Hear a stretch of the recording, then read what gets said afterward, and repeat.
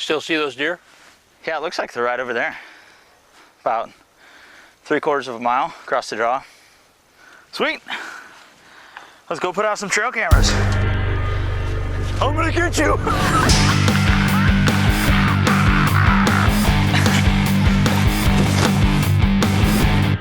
On today's adventures of Dad and me, Jim, Trav, plus Fiona will be going over the basics of trail camera know-how. I didn't cut myself. I put my hand on a goat head. Don't miss it. Your blood. Nobody bleeds better than me. All right, here we go. Why don't I have glasses? Welcome back to Adventures of Dad and me. And who's this? This is Buggy. Fiona! Obviously, she gets her looks from me, her personality from him. Thank you. So we're going over the how-tos of trail camera placement on today's show. It's pretty cool. A lot of people do it wrong. You screw up putting on a trail camera. You don't want to do that. Why? You're not going to capture all the game that you want. How did you cut your eyebrow, by the way? I ran into a door. Did you? Yeah. All right, so we're going to be putting out a whole bunch of different cameras today. We've got a cutty back here. We've got a Moultrie, and I can turn it that way. And a couple we've got out right now are the Spy Point cameras. Now, on price point, they're much cheaper than these guys. These are going to set you back well over $100. The Spy Point, and you can get them for about 30 bucks. To be honest with you, just good quality. They don't have nearly the pixels amount as these do, but if you're not doing anything like professional media, why spend the money? Now this one is infrared, which I don't really give a crap about. You can take video, we don't do that.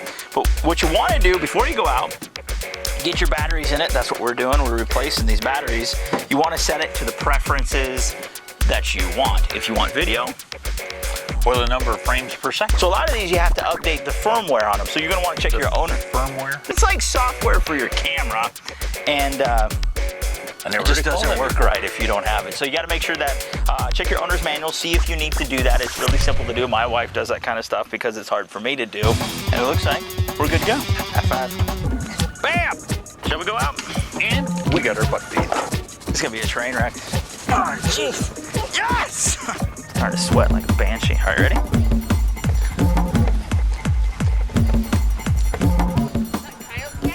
Uh-huh. Okay, so we've been walking the fence line here, and we found where some deer, they've been heading this way and this way. They've been heading north and south. And when you put out your trail cameras, what do you want to do? You want to make sure that your cameras aren't pointing directly into the sun, either rising or setting. West or east.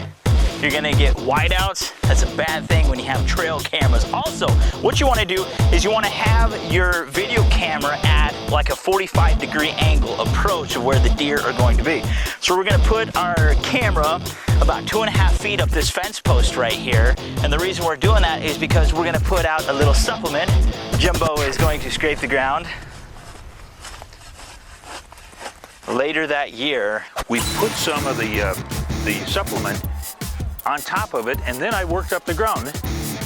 And then once we did that, we put more on top. And what that did, that gave an aromatic effect for when the wind blows, no matter what direction, it's going to dispel that aroma. And of course, it's going to bring the deer in.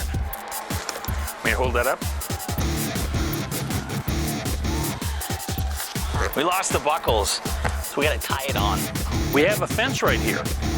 The deer cannot come up to the fence and then eat the supplement. They actually have to go under the fence or over the fence. Therefore, we still get them in the camera shot. How you doing, bud? Having fun? It's a beautiful day. You gotta skip school today. Your dad and I just got to skip. Okay, so we have this camera facing due north, Spy Point camera, and this camera, as well as the other one, is set about 2.5 feet off the ground at a 45-degree angle as they approach. So you're gonna get them coming up the hill and while they're sitting here and as they cross the fence. Again, we're putting out 5 pounds of supplement per camera. We got out 5 cameras right now, and it costs you $1 per 5 pounds. Look how pretty that is. That's gonna be so tasty. That's the top dress right there.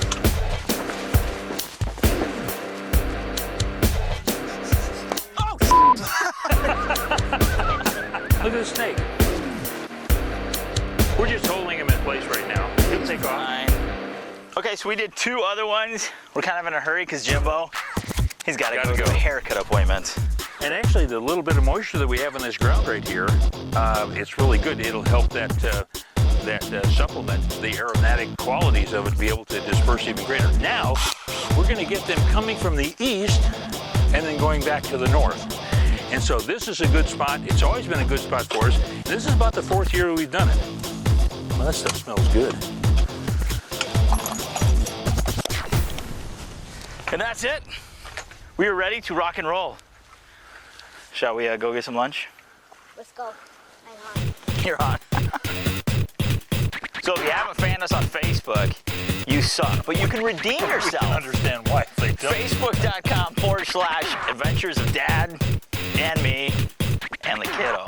Also Twitter. Check us out at ADV Dad and Me. Also, you can now get our videos on Outdoor Channel's website at outdoorchannel.com/revolution and click up on the video tab and you're going to see the last couple of 3 weeks of us doing what we're doing best. Words of wisdom right there. Live your life by that. Lose weight, you'll sleep better. You're cutting into my hamburger time. Jim's hungry. He needs to be fed. That's right. I love you. Like a deer. We're going to put out supplement for Jimmy. Very good, kiddo. Jim's swimming pool. Well, thanks for watching Adventures of Dad and Me, and make sure you tune in next week for an all-new adventure. Also, hit us up on Facebook at facebook.com/Adventures of Dad and Me. Plus, Twitter at twitter.com/ADV Dad and Me.